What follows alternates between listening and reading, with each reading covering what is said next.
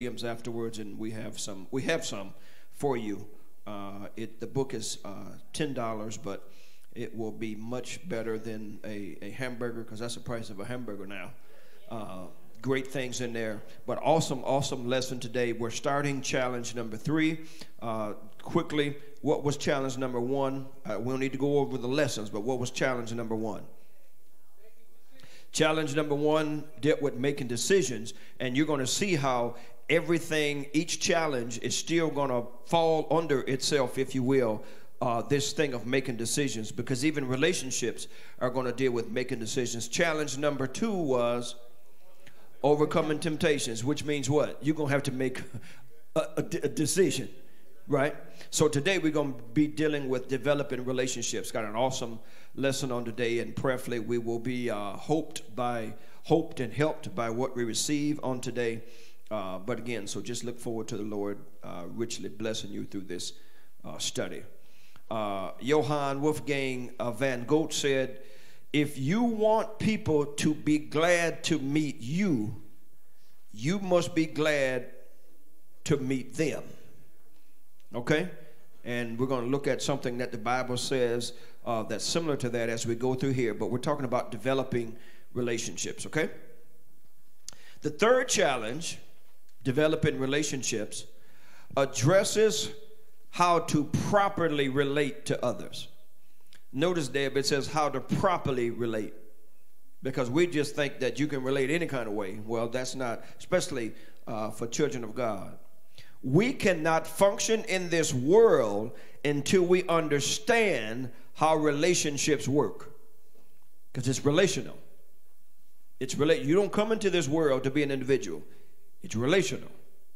God made Adam and had him do all this other stuff, and notice he had Adam name all the animals and do all of this stuff, and all of the animals came before Adam, and Adam don't know it, but what God is doing is working on his social skills, because God already has in mind that the woman is going to come from him. So he needs to be relational. He needs to be able to speak and talk. So he's having him speak and talk as all these animals are coming before him. And then as he saw that, he also understood that, wait a minute, everything else has a equal, a male or female. There's nobody for me. Okay, so then Adam, obviously, God put Adam to sleep and brought the woman, and that whole thing dealt with relationship. Okay, so relationships. It's not going to be easy. Someone said, and I agree with this, everyone has a problem, is a problem, or they live with one. Now that I don't know where you are in there, but it's true. Everyone has one, everyone is one, and some people live with one. Okay. All right, y'all sitting next to him now. Y'all can't say too much. And here's what the Lord wants to do, Brother Richards. The Lord wants to use you and me. He wants to use us to channel his love to others with the problems, as well as to help individuals overcome those problems. Okay? And that's what kills me, again, about churches, that people are surprised, some people, that they got problems in them. Well, if they got people, listen, if you got a church and if you got one member, your church has a problem. No, serious. I mean, and the more the potential members you have, the potential more problems you're going to have. But the point I'm making is, yes, churches are got problems. They got people in them. Right? I mean, ain't nothing wrong with the pews. That's the truth, or the chairs. But if people are in your church, there's problems there. You got problems at your job, you don't quit. You go every day. And there's a problem there. You go to Walmart every day, there's a problem in there. A few of them. Yeah. So it's funny, because problems are everywhere because they're in us, okay? But God wants us to be the solution to somebody's problem. Okay, because of him in us.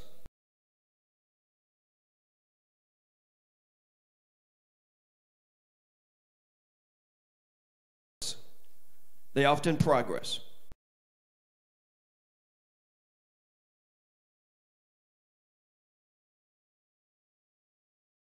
is when you have the, you go to the banquets, you go to the dinners, you're sitting next to you get a table of 8 and you bought 4, so it's 4 people there you don't know.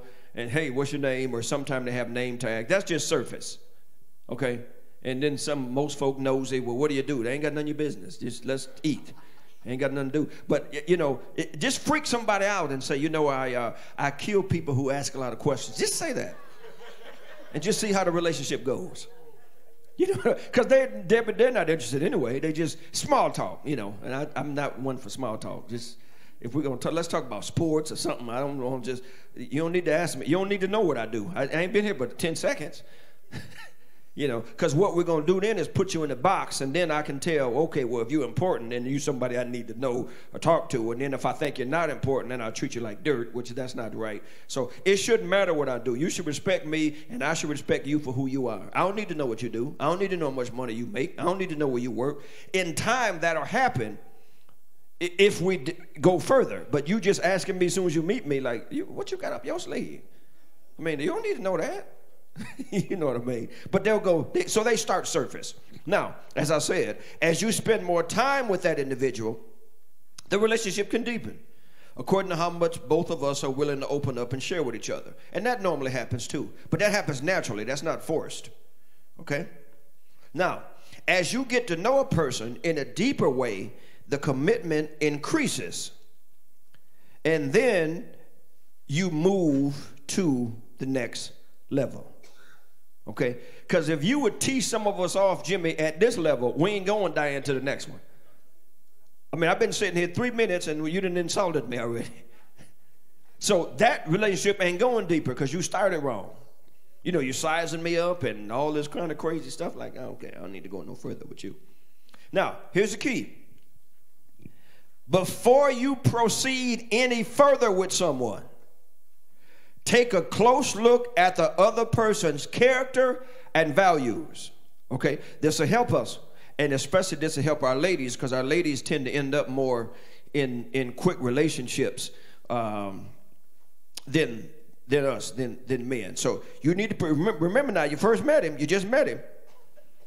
Now, before you go any further, because remember now y'all just surface level. He don't need to know where you bank. You just met him. He don't need to know where you work. No, I'm serious. Y'all just met. He don't need to know all them questions. All right? So before you go any further, take a close look at the other person's character and values. Okay, character. Okay, what do I mean by that?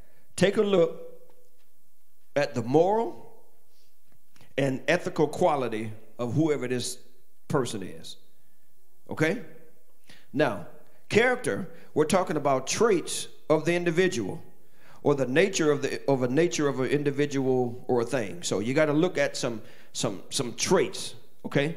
Some patterns, just observe, okay? Because if they start off violent or they start off with or saying things or I shouldn't go no further because this person is kicking dogs and talking about the dog. I don't need to go no further with this. This is going to end wrong. No, I'm serious. Okay? And then look at the values. Okay? This is the abstract concept of what is right, worthwhile, or desirable. Okay? Values. What are the principles that this person has, if there has any? What are the standards does this person have? Give an example. And so you got to be very careful about relationships because, first of all, you don't know which relationship you're going to need. Okay? Now, Nicole and I were in the store the other day. I was exchanging some shoes, and one of your cousins, Sister Marlene, not literally, one of your cousins coming there, and she telling the clerk that she left her MFing phone and the MFing car and MF bomb everything. Now, this is a regular public store, okay? But it's a store that's geared to urban, so because she was in the white store, she'd have been put out. But we let you cuss in our stores, So, now, Dre, suppose this girl, she don't know us. Suppose this girl puts an application in somewhere. She's cussing in front of us, and then she comes before me for the interview. She has no idea who she's going to need or who she's going to bump into. She just dropping MF bombs. You see what I'm saying? Now, even though she don't know me and I don't know her, if she came, do you think she would get the job? She's not even thinking, oh, I may offend somebody with curse words. She just dropping F-bombs. Kids in the store, she don't care at all. But the point I'm making, that you don't know who's in there. You need a job. Oh, you come in front of me now? You the one that was cussing in the store when you didn't know you follow me? It'll come back to bite you. It'll come back to get you. You got to have a relationship. And I said people that cuss have a very low vocabulary, and if I should have went and got her a dictionary or a thesaurus, because when you cuss, that just means you don't know what other words to use. That's what that means. Because the cell phone is not an MFer, it's a cell phone. You know what I'm saying? This cheeseburger good than MF? No, it's not gooder than MFer. Well, gooder ain't the word, but it's good. It's better maybe than other hot dog. But to put it up against the MFer doesn't make sense. You know what I'm saying? I mean, just loud. It ain't like you cussing soft. Like just loud. And she looked like she cussed. Y'all ain't never seen her, but she looked like you think she looked. And I'm serious, Dr. She looked exactly how you think she looked and weighed just how much you think she weighed. I'm serious. And you ain't never seen her. I mean, we just shook our head. Lord Jesus. Yeah, Nicole left. Only reason I didn't leave because I had to get the exchange. You know, and we'll not go back in there because you allow this stuff in your store. Go ahead. Pastor, I try to tell students when we're talking about attitudes and applying for jobs, that just simple characteristics employers have used when you're sitting in the room waiting to be interviewed. I've talked to employers that have come out of their office and just walked through, and to see how you respond to them. Just right. If you speak to them, just exactly. Your posture, if you smile, whatever, right, as the first point of your interview. Exactly. And then they go back in their office and tell the receptionist or secretary, send them in. Yep. Or send them home, or send that one home. That's your first. Exactly. They come out and go. You exactly right. And if you look at them like, you're done. Exactly. Yeah. Yeah. Yep. Again, relationships. So principles and standards. I mean, what kind of standards, Deborah, did she have just blasting F words in front of kids? None, obviously. Go ahead. And this is such an important lesson for our young kids that are not of job age now, learning that you only have one time to make a first impression. That's right.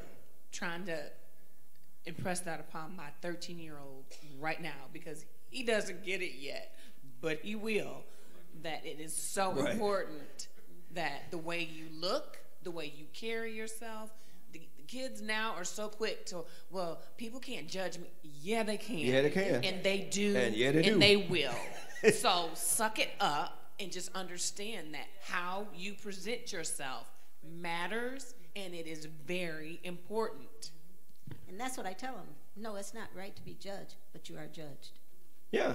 First impressions count. I mean, when your hair all over the place, they say you're unkept. You're looking for a job from them. They're not looking for one from you. So you're going to cut it or get this job. Well, should nobody be thinking about my hair? Well, you thinking about my money when you asking me for money. So if you get a job, you won't need to get my money. But you ain't going to get a job looking like that. Unless you're going to be playing a horror movie. And the other point of character with some of our young people is, I've talked to them about, they'll say, but this person is really nice and nobody knows them, and I think because they'll be with me, I can change them. No, you ain't changing nobody. 5 and under. Well, 5, you're too old. You in diapers at 5, they need to take you somewhere. But 2 and under, you know what I mean. But those character traits, okay? So before you proceed any further, take a closer look, okay? Are their values the same as yours? Character, standards. If not, it would not be wise to go any further with that individual. Proverbs 13:20. Don't go further. Watch what this says, Dr. Matthews. He that walketh with wise men shall be wise, but a companion of fools shall be destroyed. Now, he that walketh with wise, it don't even say you need to be wise. It says if you walk with them, it'll rub off on you. But look what happened when you were a companion of fools. Now, it ain't good for you to just get one. You like with 7 of them. And everybody in a group of fools. No, look, I'm not making it up. A companion of fools shall be destroyed. Why? Because there's nobody in the group that got any wisdom. Okay. In other words, you will become like the people you hang around with.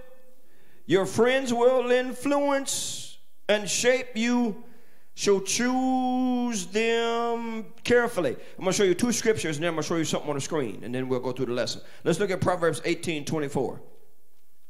Okay? Because this is key. I am where I am today based on relationships. Based on relationships. Based on who I hung around with and based on who I didn't hang around with. I'm serious.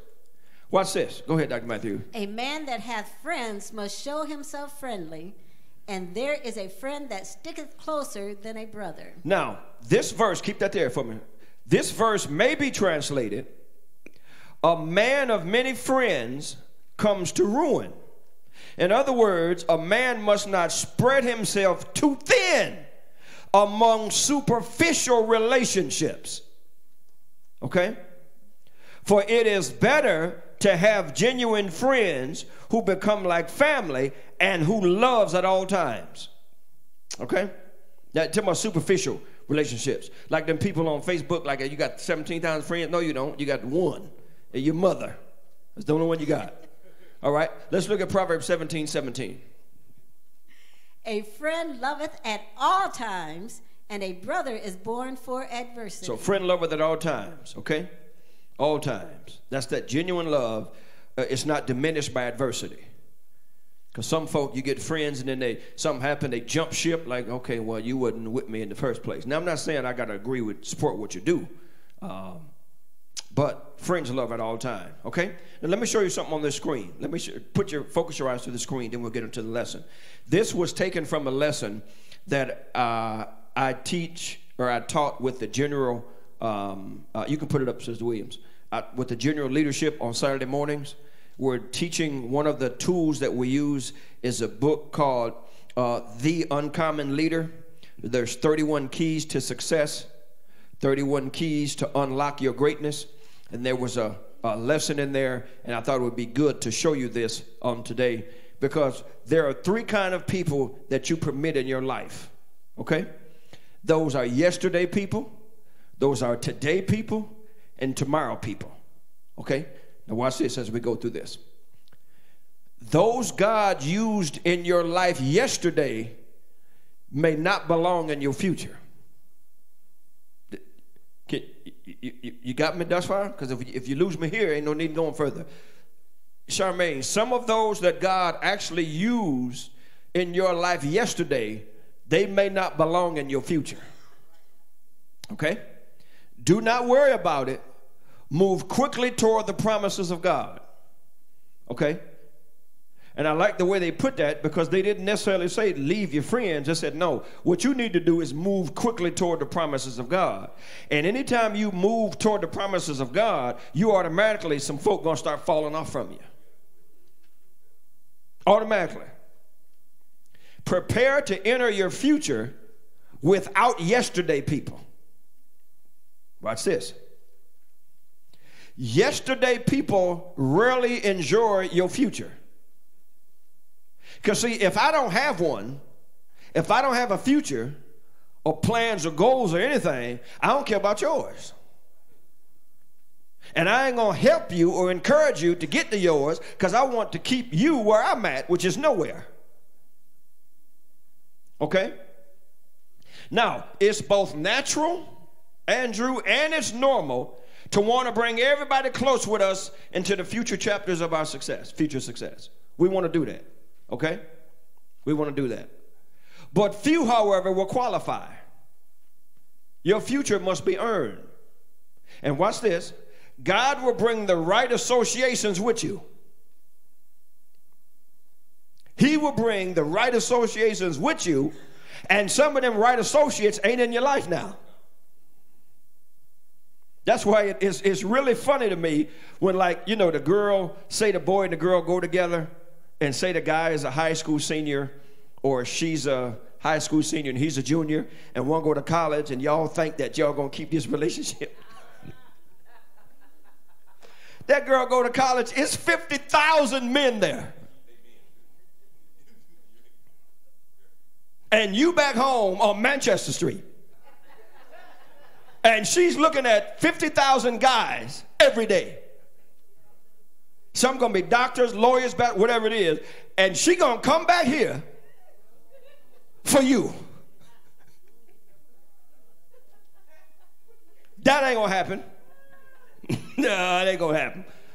That ain't going to happen. Either way, her, him, whatever it is. That ain't going to happen. God has some folk that's going to take you and be with you in your future that wasn't in you yesterday. God will bring the right associations with you. Or he has scheduled outstanding divine connections beyond your greatest and wildest dreams. Watch that. And no, here it is, because I know how we get all sentimental. You are not forfeiting loyalty. Well, that was my boy. Man, I'm 17, Dre. What, Lord, my boy, I'm 17. I got to be loyal to my boy. But your boy ain't going nowhere. I got to be loyal to my girl. She ain't going nowhere. You're not forfeiting loyalty. You are not forgetting also the precious lives that God used mightily in your continual survival and success. Some of these folk in your past, God used them to get you where you are now. But to get where he wants you to go, it ain't going to be that same person. That's a yesterday person. And you go, well, I can't forget them. Nobody told you to. Didn't nobody say forget them? Didn't nobody say drop them and talk about them? But if I'm going to go to my future, Sharon, I'm going to have to link hands with somebody else. So we're not saying forget them, talk about them. They ain't your boy or girl no more. No, nobody's saying that. You are not forgetting the precious lives that God used mightily for your continual survival and success.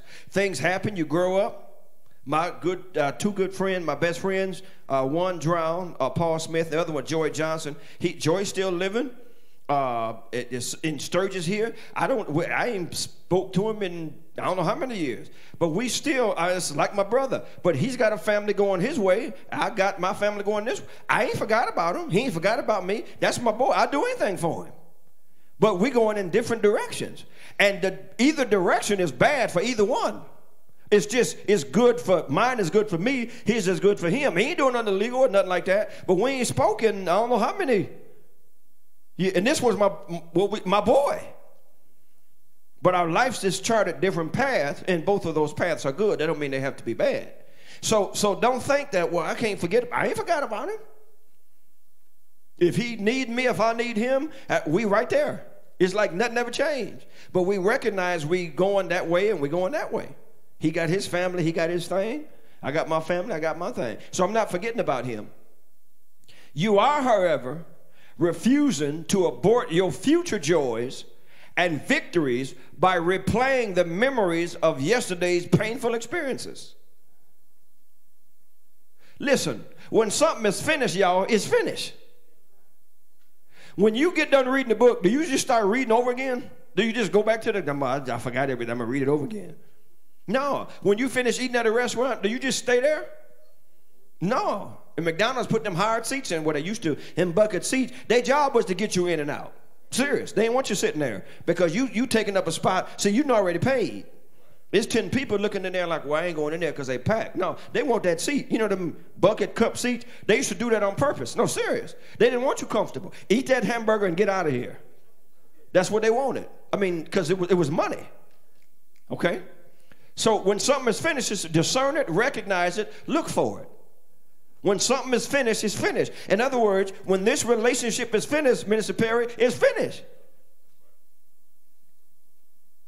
When this is finished, it's finished. We want to drag you, bring you in there, resuscitate you. No, this relationship is finished.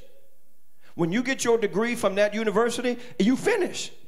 You get your high school diploma from whoever, it's finished. We laugh all the time. I get stuff from K College. I ain't even go there. She did.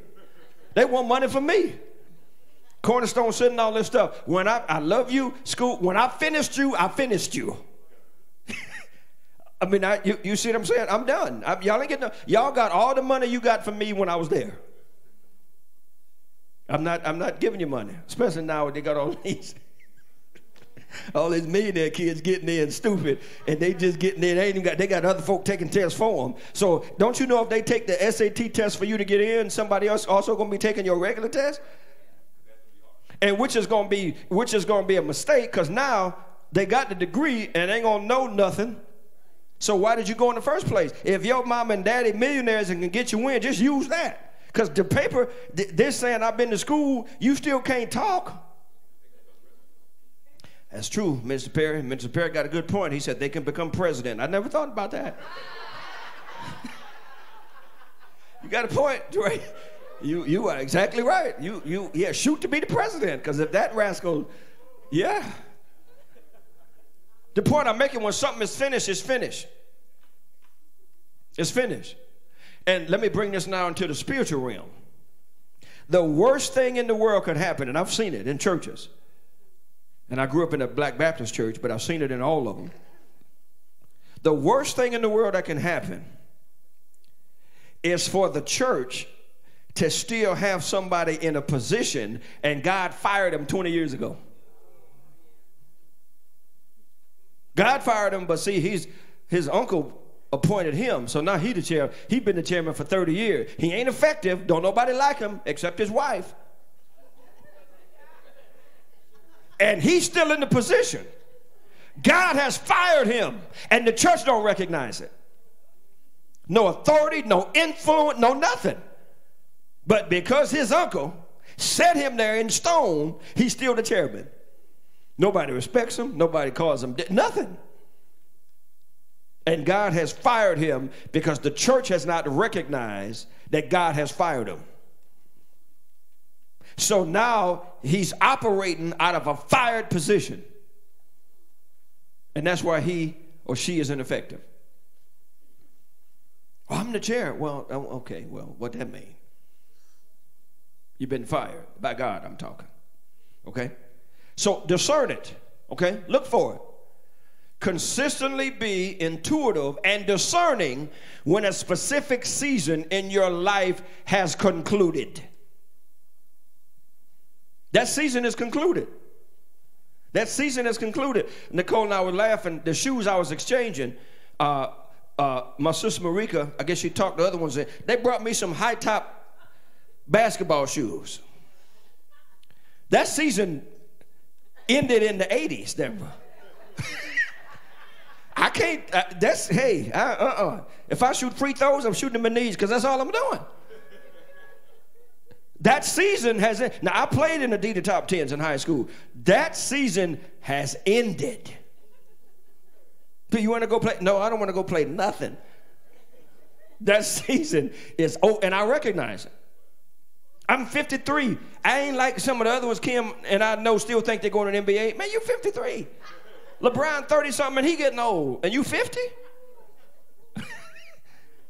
Your season has ended. So recognize it. Nothing wrong with it. Then move quickly and expectantly to the next season. So I traded them in for some walking shoes. That's all I'm doing, Reverend. Walking. I ain't running nowhere. I ain't jogging. That season has ended. I walk places. And scoot up, like if a car coming, I'll trot, but I'm not running to break a sweat, Deborah. I can't, man. I ain't been ripped up and I'll be preaching from a wheelchair. I ain't doing that. That season is ended, Val. Thank y'all. I exchanged them and got some walking shoes because I'm walking. Okay. Thank you, Kim, whoever got them. Okay, that's good. That's praise God for y'all. Always make tomorrow bigger than yesterday. But you can't make tomorrow bigger than yesterday if you hang out with yesterday people. You need tomorrow people. Okay? And that's big. I think that's a big problem we have in the country, and especially in churches. Like, we're always looking back to something happened before as if that was the greatest thing that ever happened. Instead of saying, no, we're going to do something greater than that in the future. It's always, well, back in the day it was this, or it used to be like this. So you're always looking back as if that was the best it could ever be, instead of saying, no, we're going to make the future better than that. Right. And those, Minister Perry, that did that back in the day, so we could go further. They didn't want you to stay there. They said, we did this. We want you to go further. It's just like our kids. Some of us came up with nothing. We said, okay, well, we want you to be better off than we were. So you set up and you do this. So in that, again, that's not recognizing the past. That's not being thankful for the past. But they did that. Don't you think now if Martin Luther King was here, he'd say, well, y'all still marching? We did that. But we did that so you can do some other stuff. You understand what I'm saying? We keep talking about his dream, and he said, well, I dream so y'all can have one. You do one. Because, you hear a lot of people, and the people don't hear what they're saying because they don't put themselves in it. They say, we don't have black leaders no more like Martin Luther King and all them. Well, you do something. But then they want somebody else to do it. So, yeah, we need to take whatever they give us, we thank God for them, and then we take the mantle and we want to run faster and further with it, and we want to keep handing it off, and we want the next generation to keep going faster and higher and faster. But we do thank them for what they did, obviously, because we wouldn't be here if they didn't. But as you said, back in the day, you don't want to go back in the day. You don't want to go back to horse and buggy. You want to go back in the day. You want to go back to looking at a water fountain and say, colored. You don't want to go back in the day. You don't want to go back in the day where you can't get going to the hotels. You don't want to do that. But you talk about back in the day. Well, you know what they did to y'all back in the day? You don't want that now. Back in the day, you couldn't go with no Emmett Till. You see what they did to him? All he did was nothing, and she said he whistled at her. Even if he did, so what? You should be happy with your ugly self that somebody whistled, and then y'all did that to him? So my point is, you don't want to go back in the day. You may think you do. No, you don't. You don't want to go back there. You don't want to go back to them afros and bell bottoms and polyester pants and them platforms. You don't want. That was good in the 70s while we were there. Thought you was Shaft and Jim Kelly and all. You don't want to go back. You don't want to do that. Believe me. Okay? Always make tomorrow bigger than yesterday. Because if you don't do better tomorrow, then you wasted today. Okay? Now, let's get him back to the sheet here. All relationships will stall at the level where mutual sharing stops. Rapport is built on common interests, common goals, mutual likes and dislikes. Again, as Nicole said, young folk, in between, some of the older. If you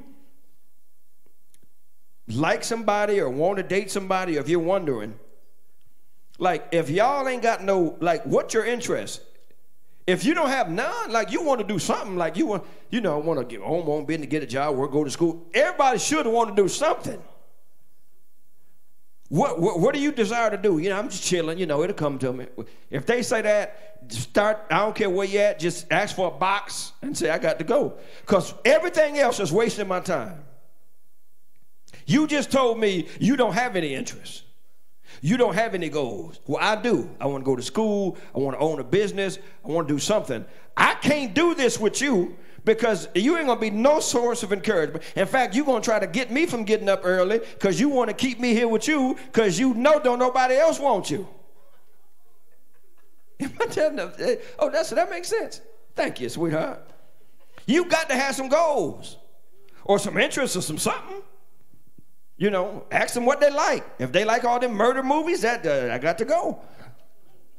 You don't need why everything you like got something to do with killing people. I got to go. Got to go. The more things people have in common, the stronger and deeper the relationship. And then it grows and it builds. Relationships now is like your car. They must be kept up and maintained.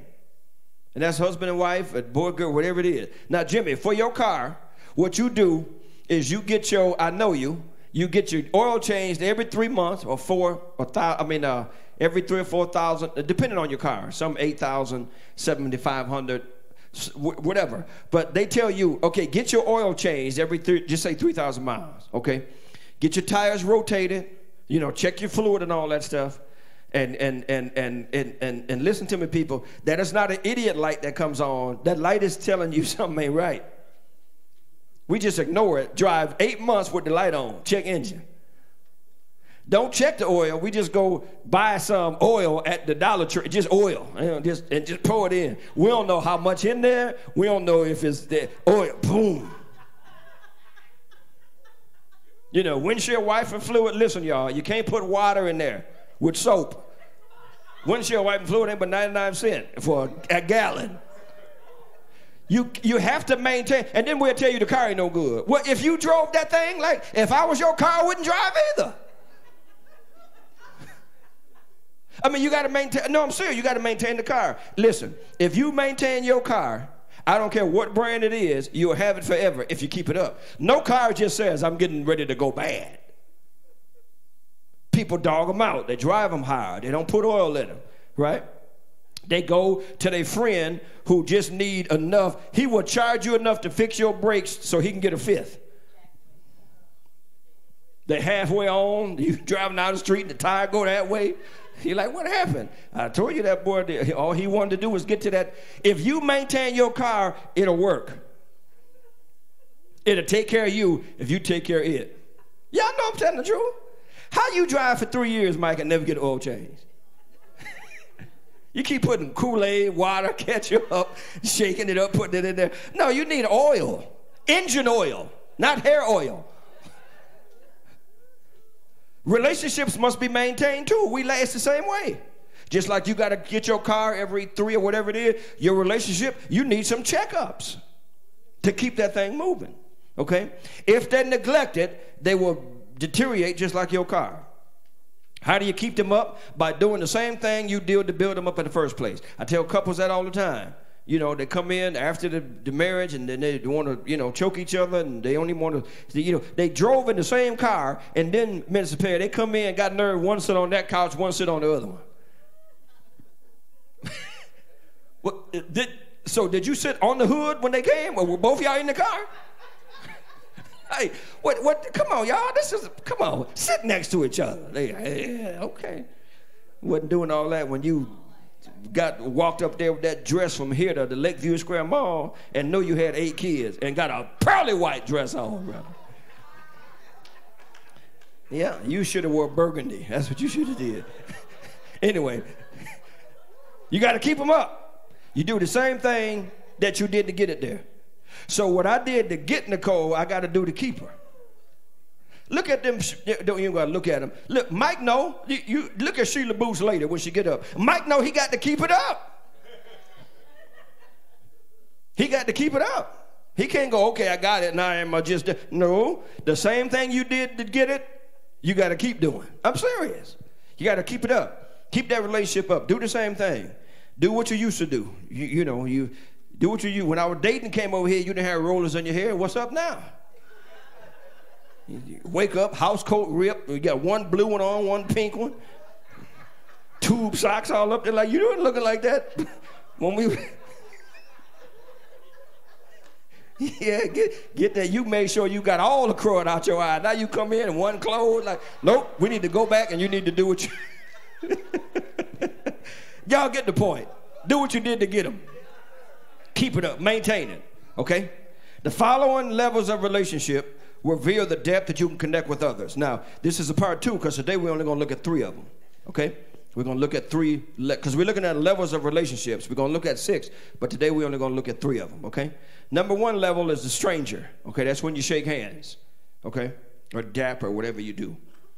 All relationships begin when someone never knew the person before. Okay? Our good friend, McAdoo, Kim and Val, Deborah know him, Mac said about Tony, Mac was funny. Mac said, man, He said, man, before I met your brother, I didn't even know him. Kim, am I telling the story? Deborah know Mac. Before I met your brother, I didn't even know him. I said, man, that's deep. And I thought that he couldn't get no better. And he turned right around and said, man, the shortest man in the world wasn't even tall. Now, y'all think I'm playing? Y'all think I'm playing? And then, and Kim, my witness, her son, my nephew, Tawan, had a picture. Tawan was a kid. And the picture, he had a number 12 shirt. And Mac said, every time I see him, he got on that number 12 shirt. It's Mac. We can't change the...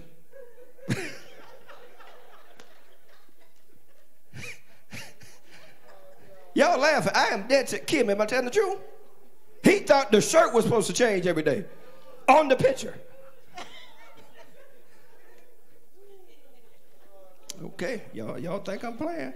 Now, y'all don't laugh too much because it's 1 or 2 or 3 in here now.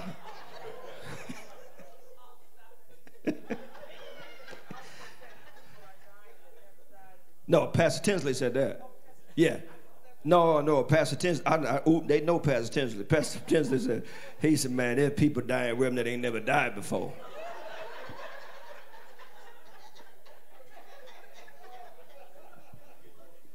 Y'all think yeah. I ain't know what to say because, yeah. I hope you ain't died twice. Stranger, shake hands. You never knew the person before. Matthew 25:35.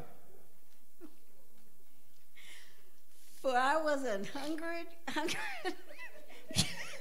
You was what, Dr. Matthews? Mike? She's still laughing. I know, I understand.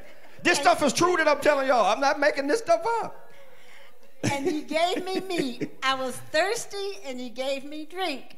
I was a stranger, and you took me in. See, I was a stranger. You didn't know. In other words, you didn't know me. Okay? In a church setting, a stranger might be someone who visits the church for the first time. You know, you've never seen them. Then obviously it's a guest visitor. Now, when you introduce yourself, it's a starting point in developing that relationship. Hi, my name is Timothy. How you doing? Whatever the name. We've at least started a relationship. Now they know my name. I know their name. I see them. You know, we started a relationship. Now, whether that deepened or not, that only time will tell. But at least we started that. It may proceed to the next level. It may not. And there's nothing wrong with that if it doesn't. That's the stranger thing. You know, that's when you're standing in line and people just start wanting to turn around and talk to you about stuff. You could be at the bank, credit union, or store, and sometimes nice people, they just start turning around talking about whatever it is. But that's a stranger type thing. Someone asks you your name and that type stuff. I tell you, I was in, man, you're talking about one of the weirdest things ever happened. I was in just a story, what's that place selling them sandwiches? Jared.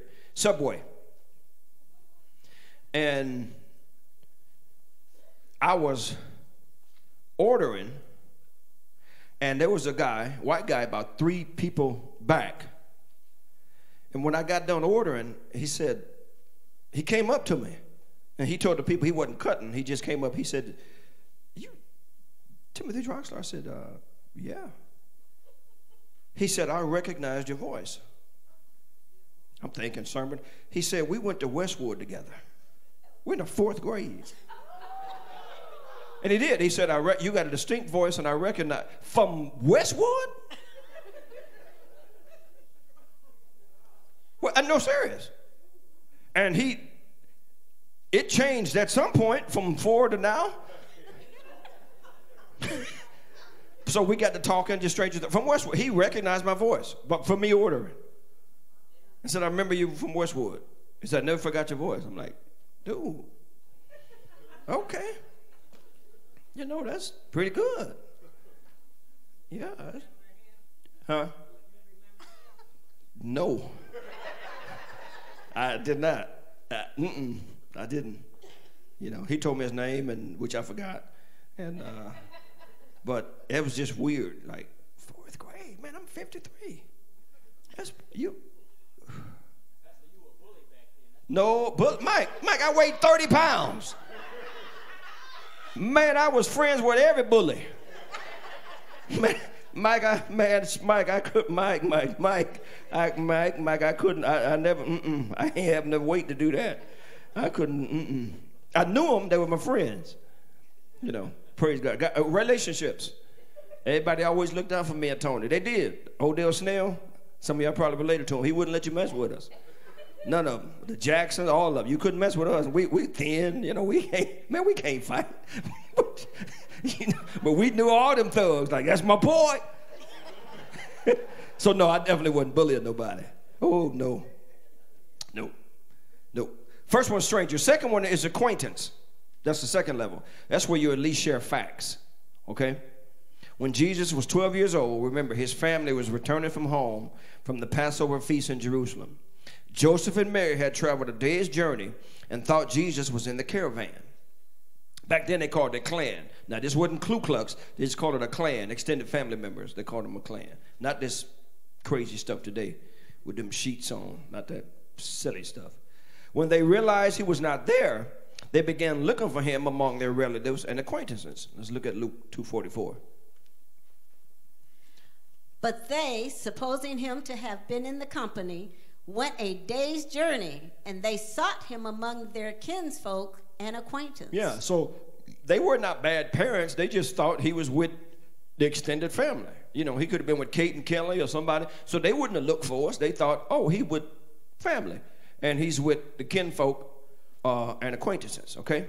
Now, an acquaintance is someone you have met, but you do not know on a deep level. You know them, but you know the deep level. At this level, you share facts with each other. You find out where the person works or some facts about their family. You ask about the person's hobbies or favorite football team or, you know, who that is. This is at very best a superficial relationship. You've learned some facts about the other person, but you really don't know that person very well. You have no obligations or expectations of each other, but if you want to know this person better, then you will have to obviously move to the next level. And again, this isn't a bad place to be. It's just, I met them, I know them. I mean, if it goes, it does. If it doesn't, it, you know, only time will tell. Okay? Then level 3 is the companion relationship. Okay? Here's where you share opinions. Okay?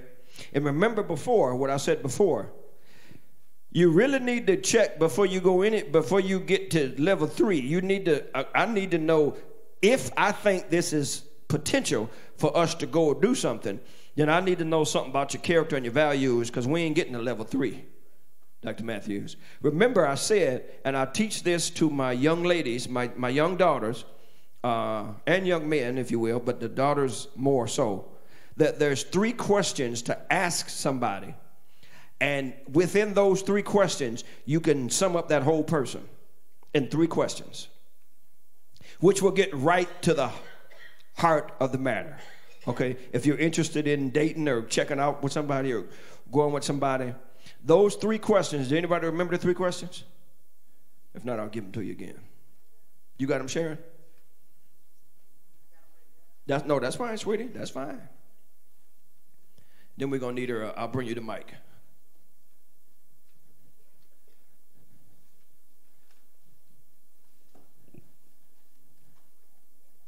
They're in your Bible. That's a good place to keep them. Got them? Here you go.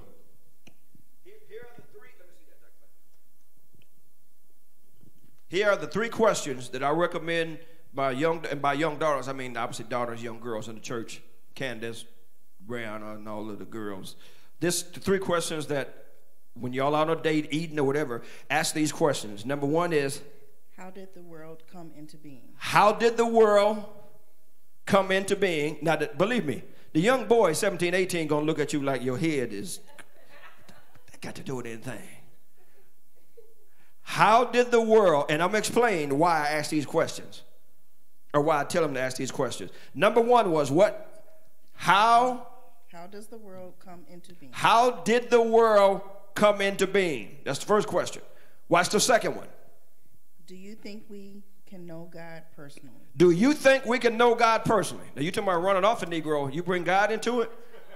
He's 17 and horny, and all he want to do is grab you, and you start talking about God. Oh, that's this. I'm taking you home now. You want them church girls.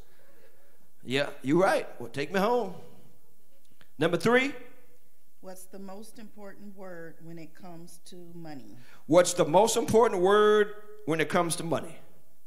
Now, let me tell you why I tell them to ask those 3 questions. Because you can sum a person's whole life up in 10 seconds without knowing them. Number 1, what was number 1, Sharon? How did the world come into being? Yeah. That lets me know something about your worldview. So, Deb, if you say, and you can be serious, you say, well, I think we came from Martians. And you can be serious. But what that lets me know is that everything else I ask you is going to be funneled through that same system. Because if you think that, you're going to think something else different, which may be weird to me. So I know that, okay, so everything else is coming through that same lens. You follow me? The next question, do you think you can know God personally?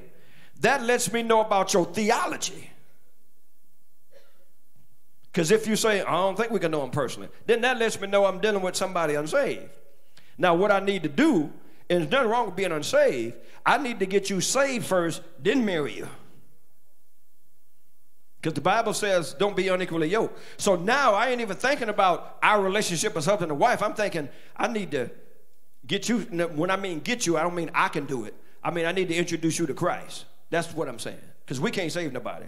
Because if we did, man, all our churches would be full and everybody would be tithing.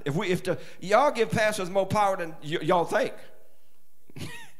Because if we could make y'all do stuff, everybody be tithing, right? Everybody be coming to church every week. We can't make you do nothing. Okay? So the first question lets me know about your worldview. Second question lets me know about your theology. And the third question, what's the most important word when it comes to money? That lets me know about your stewardship. Because if you ask somebody that and they go, me? Okay, now I know where you at. All you thinking about is material stuff. You follow me there? So those are the questions I have them ask. Now, you can, because we be asking stuff that don't matter. What's your favorite color? What that matter? Where you like to eat? What that matter? They're going to say wherever you cook. And those things don't matter. They don't. So if some things you can find out fast. What I want you to do is keep all of your gas and don't run it out on a dead-end road. Because if you get on and the sign say dead end, why you keep driving? It says dead end, no outlet. You get down there and say no outlet. Well, Jimmy, they had a sign told you no outlet. So why did I need to spend 13 years on a road that I knew when I started on it wasn't going nowhere? You let me know right away. Now, if you want to marry somebody or date just anybody, don't ask them anything. But then don't come to me to fix it when he start hitting you in the head with a hammer. Ringing that doorbell, tell me, Red, what should I do? Well, I ain't got nothing to do with that. Yeah.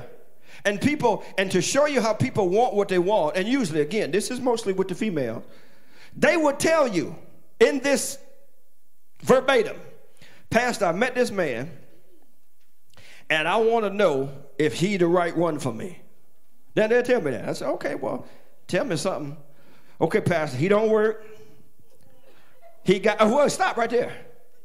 I don't need 2, 3, and 4, and 5. You said what? Now, if he's going to college, ain't nothing wrong with that. He stay at home, mom or dad, whatever you, listen, you want somebody that work if he can. Now, if there's some situation, y'all know what I'm saying. And I'm not putting everything on the job, but I also am, because you the one, I mean, if you want somebody without one, then that's what you want, that's fine for you. But don't complain when the rent comes in, because he told you up front he don't have one. So don't start asking him for rent when the rent due. He told you when you met him he don't have one. That's your fault. So leave him alone with that. He could be going to school, he could be doing something, he could, whatever it is. But that's one flag. Okay? Well, he don't have a job, he don't go to church, that's 2 flags. He got 3 kids by 6 mamas, that's another flag. So my question, Vi, is like, what do you want God? You want God to just kick you in the head? I mean, what do you want God to tell you? Y'all trying to figure out how I got 3 kids by 6 mama. 3 thought they was pregnant by him. That's how. Okay. But you get the point. They rehearsing this. They hear themselves, and they want to know if God is speaking. Yeah, he sure is. God going, run!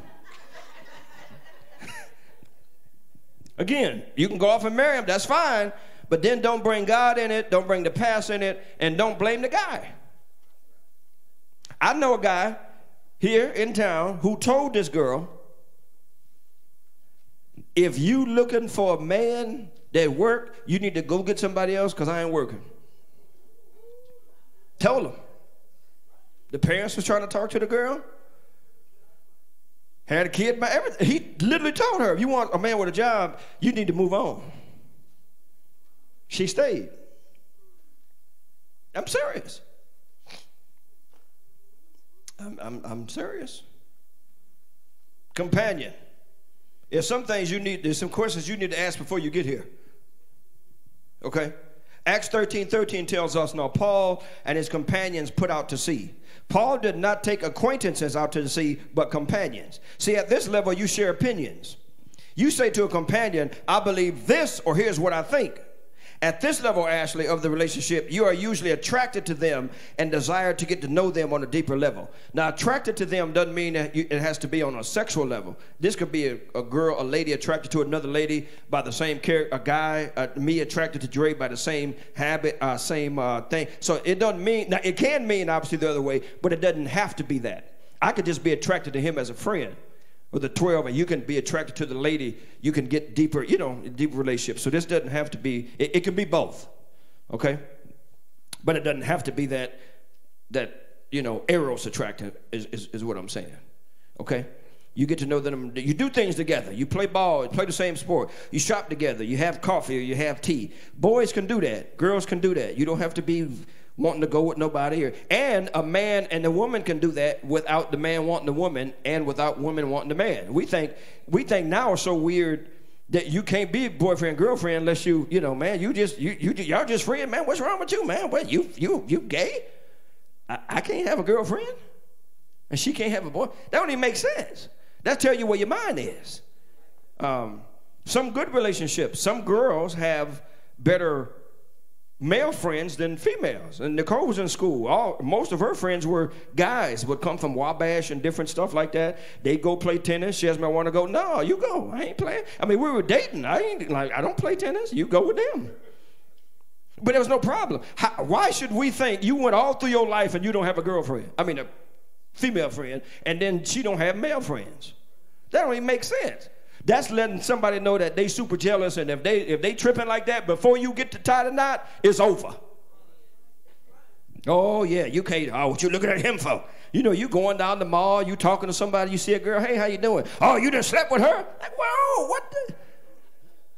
You know how many people I went to school with and grew up with? And you talking about? I can't go. I'm not Will Chamberlain. I can't sleep with everybody I speak to. They friends, Dre. So we ain't talking about that crazy stuff. That's just letting the person let you know where they at. You begin asking the what do you think questions. You might ask how they feel about a particular issue or their political persuasion. You really want to get in an argument and break up, you start talking about politics. These questions can be risky, and they may even determine whether the relationship halts or continues. It is at this level that you start discovering your differences and may even start arguing. You remember the episode of Blackish when they found out for 2 minutes Junior was Republican? It's funny. I mean, you know. If you enjoy the other person's personality, have a good time with them, the relationship will likely continue and possibly go deeper. If you do not like something about the other person, however, or if you strongly disagree with their opinions, the relationship will likely end. Those who are highly opinionated may back away because agreement with their opinions is more important than them keeping a relationship, because some people just want to be right. And you know where you're at with that, whoever you're with. To go to the next level of relationship, you must agree to disagree with the other person. You don't have to agree on everything, but you can agree to disagree. And you don't have to fight, cuss, and stab to disagree. Oh, MF, now, why I gotta be MF if I don't agree with you? Why we got to go there? I mean, son of a, no, just disagree. And we can do that respectively. I ain't gonna trip on you, you don't trip on me. We can do that, okay? Keeping the relationship intact must become more important to you than agreement on every opinion on every issue. Because now all you got is a yes person. Yeah, I believe that. No, you just were looking for something else. You don't really believe that. This is where you can mature in your faith and learn to accept people who do not believe everything that you do. And guess what? They don't have to. Don't nobody got to believe everything you believe. But you can still respect that person. I can talk to a Muslim, Dre, and have the utmost respect. If you listen to the guys, the guys at the mosque, they were talking about that all on the news. They're like, look, we get along with everybody. Why we got to, shoot people? And your president still will not denounce the white nationalists. Well, it's just a few of them. Wait a minute, man, this dude done killed 50 people. Well, it's just one of them. You can't put a gun in his head to make him say nothing about them white nationalists. Because they vote for, exactly, yeah. But the people were saying, we can't hate people. He said, this is not all people. And the one guy, Nicole and I was listening to last night, the one Islamic guy, he said, we don't hate all white people. He said, all white people ain't bad. They ain't. He's saying, don't put everybody in that bowl, because that's what they turn around and do to us. And they are right, all that rhetoric, Trump can say what he wants. People are fueled by that garbage. Man, you got them, what they call them, right-wing nuts, and they getting fuel from the president, who telling people knock them out and knock the S out of them, and this is coming from up top. And they're already thinking, well, if he the president and if the police come to me, they ain't gonna get me because we the same color. So he giving me, we got right to do what we do. That's how some of them think. I'm gonna get off, he gonna pardon me. But those people are going, no, we can't. Now listen, if it's somebody you really don't want to mess with, you don't want to mess with people who grow up shooting tanks and bombs. You don't want to do that. True story, I'm telling you, I kid you not. This brother, he in Dearborn, Dearborn got more Muslims than Iraq. Serious. He goes and he pulls a gun in Dearborn, everything glass, to the person in the, I don't know if it was a gas station or whatever. He pulls a pistol out. And one of those guys, he looked at him and started laughing, like, what you laughing at? Dre, that dude pulled something out from like here to, they're not scared of guns. You gonna come rob me with that? They grow up shooting bazookas, tanks, flying in the building, killing. They ain't scared of that. And the dude turned around and left when he found out his gun longer than mine. He didn't even flinch. Now, we'd been over here with him. Man, take what you want. He said, you going with that? First of all, Dre, the thing is bulletproof. So he can't shoot through it, Mike. So anyway, but the point that I'm making, the guy was saying, all of the Arab people were saying we can't hate people and we can't do this and we can't do that, which was good. It's coming from them. It should be coming from the highest seat. But they were saying we can't blame everything in the white race on that one guy. He was one nut, which he was. Everybody ain't like that. But it's easy to get in your mind that they're like that. But now when we do something, Dre, y'all didn't raise y'all kids right. Remember that opinions are different than convictions. We will die for a conviction, but not for an opinion. I remember, these were cousins. In 1985, I remember, they were arguing about who was the best between the Lakers and the Celtics, and the guy he killed his cousin, stabbed him to death. Because one was saying the Celtics was better. I'm serious. And one was saying the Lakers were better. Killed his cousin. Magic, Bird, Kareem, none of them knew them. And they're arguing about who the best. That's like now barbershop conversation. You get people want to get in the fight. Michael better, LeBron better. They don't know y'all. And we fighting over there. They ain't giving you no money. And you hold them up.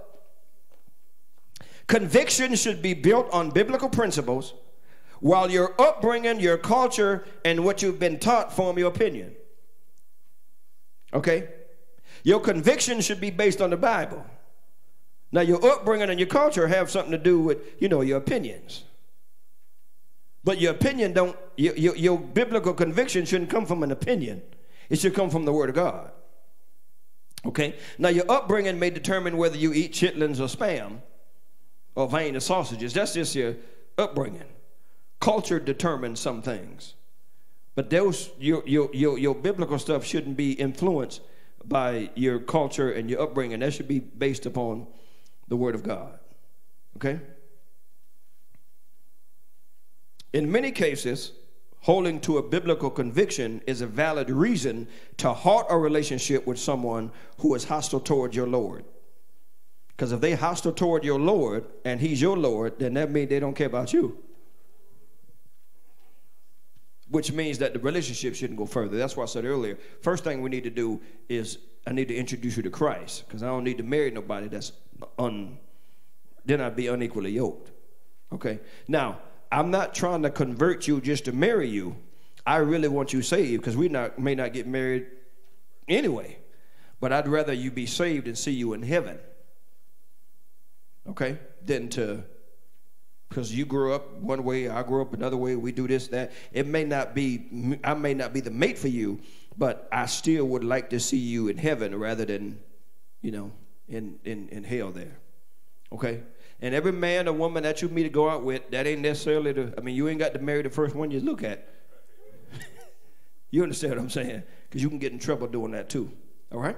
So relationships, remember, we said a lot today, you got the paper, but remember there's three kind of people you permit in your life: yesterday people, today people, and tomorrow people. And some of them people God used in your past is not going to be the ones He used in your future. It's somebody who don't even live in Battle Creek now, their job ain't transferred. God going to bring somebody here to enrich your life and help you get to the future. They ain't even here, but God will bring them here.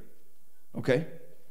Father God, we thank You for another expression of Your goodness. Thank You for this awesome lesson on developing relationships. Thank You for the levels of relationships, Father. Thank You for the principles and standards and guidelines upon which we stand.